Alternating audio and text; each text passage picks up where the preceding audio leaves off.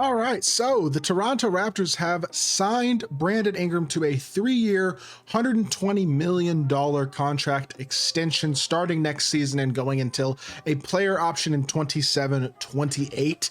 And this is an interesting deal because number one, it shows the commitment that the Raptors have made to Brandon Ingram and Scotty Barnes as the star duo for this team going forward. And it puts them in a situation where they still have a relatively flexible cap situation at this point to remain below the first apron. Now they'll probably be dealing in the luxury tax, but their goal likely will be to remain under the first apron for now. And I think they're going to be in a pretty interesting spot here with their roster. So I want to go over what their roster looks like for next season and what their goal probably is for the rest of this season and going into next to try to build a contender, because this is clearly a commitment to trying to build around Brandon Ingram and Scotty Barnes, as well as some of the other guys in this core to try to turn into a contending team. So with that being said, $120 million is a pretty fair contract. That's about $6 million a year under what his max contract would have looked like. I think it's a relatively reasonable extension for a guy in Brandon Ingram who's honestly played very well this season before getting injured. Now, I do not expect Brandon Ingram to play at all the rest of the season. I think if the Raptors were a contending team or a playoff contending team, there's a chance he would, but I don't think at this point that is in the cards. Number one, because the Raptors' goal is not to be good for the rest of the season. So we'll start with the standings. The Raptors are the 5th worst team in basketball right now, but they are only 3 games worse than the Brooklyn Nets. They will likely end as either the 5th or 6th worst team in basketball, and my guess would be the 6th, because I think the Nets are a bit more committed to a tank than the Raptors are for the rest of the season. But the Brandon Ingram trade did make the Raptors worse, in addition to getting off future money with Kelly Olynyk being owed like $13 million next year. So it freed up a little bit of cap space to help absorb this Brandon Ingram contract, number one, and it made them a little bit worse this season, but I think they will still end with either the 5th or 6th worst record in basketball, which means when we look at the draft odds going into next year, you're looking at a Raptors team that will have somewhere around a 40% chance at a top 4 pick in the draft, and the rest about a 60% chance of either 5 through 9 or 6 through 10.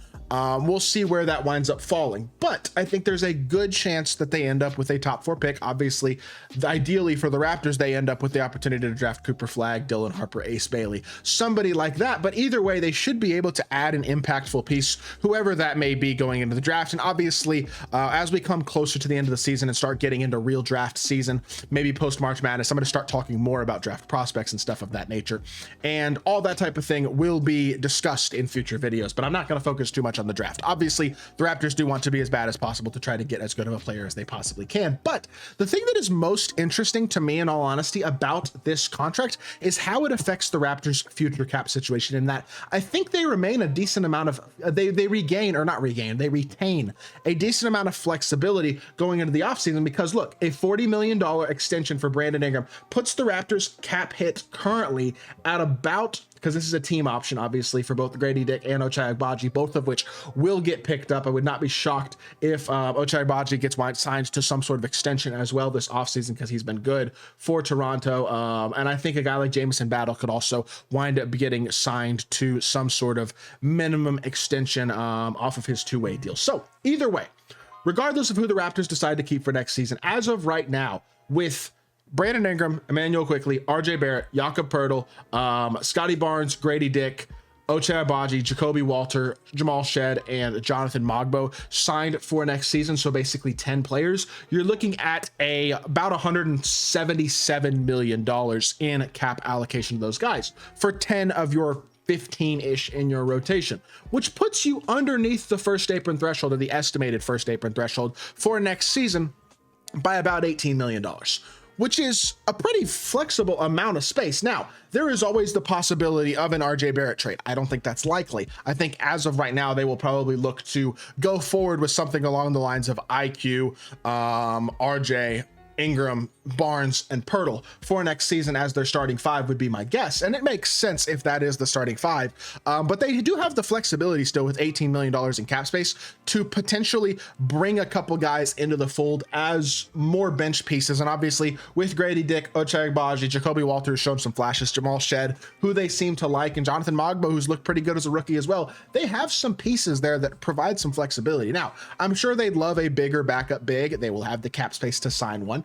And I think they will have the ability to potentially bring in another ball handler if they don't feel confident in Jamal Shed coming off the bench as your backup point guard. Like, they're gonna have the flexibility to do some things in the offseason still, even after this Ingram extension, and still remain under the cap or under the first apron, which gives them complete and utter flexibility financially in terms of what they can do in terms of next season, making deals and things of that nature. And I think they're in a pretty decent spot cap wise, in all honesty. Like, first and foremost, Brandon Ingram is a very, very good player, and I think he fits what the Raptors need a lot. I saw this note in the ESPN article that was just dropped after this extension, where it basically points out that the Raptors rank last in the NBA in made off the dribble jumpers per game this season.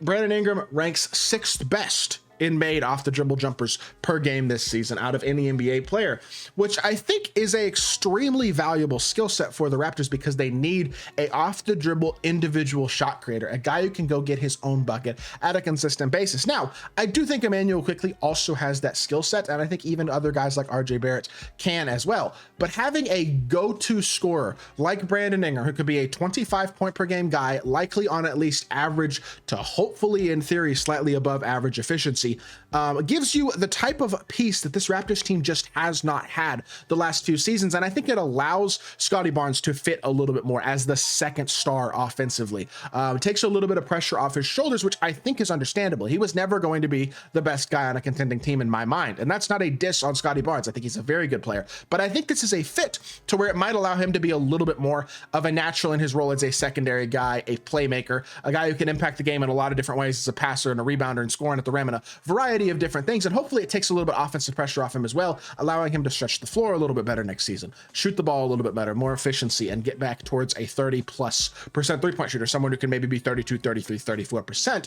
which would be ideal. And I think the fit of Brandon Ingram is going to take a lot of the offensive pressure off of a lot of these other guys and allow their offense to flow a lot more next season. I think he fits really well in what the Raptors are doing. Now, I will say this, for the rest of the season, the Raptors obviously wanting to tank makes sense, but you look at their schedule and they do have some tough games, but they have a lot of really easy games as well. Games against Utah, Chicago, Washington a couple times, Utah, Portland, Washington again, Charlotte, Brooklyn, Chicago, Philly's bad, Philly's a couple times, Portland is okay, Brooklyn, Charlotte. Like, it's a lot of really easy games, and that is reflected in strength of schedule. They have the easiest strength of schedule remaining in this season by a very significant margin. It is not even close between the Raptors and the rest of the league, and that could impact their draft spot.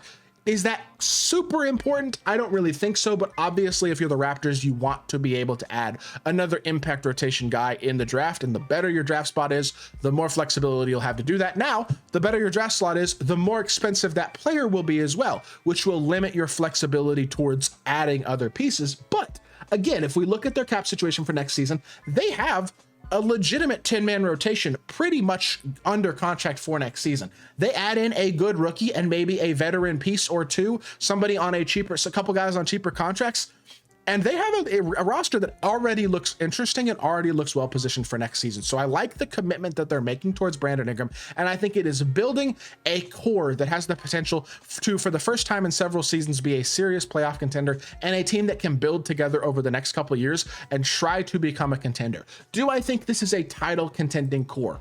Probably not. Do I think it is possible that guys like Immanuel Quickley and Scottie Barnes can make jumps to where that becomes a theoretical possibility? It's not out of the realm of possibility, and they're certainly going to be much better than they've been the last few seasons. This is an interesting team, and I think a pretty good team that's going to fit together. Seems like they have already really good vibes going on in Toronto right now, and I'm excited to watch this team develop over the future. I like this commitment, and I don't think the contract itself is ridiculous at all. So with that being said, that's going to do it for the video. I hope y'all did enjoy. If you did, make sure you hit that like button, leave a comment, and subscribe. Be back with more NBA content very, very soon, and I appreciate y'all. Peace.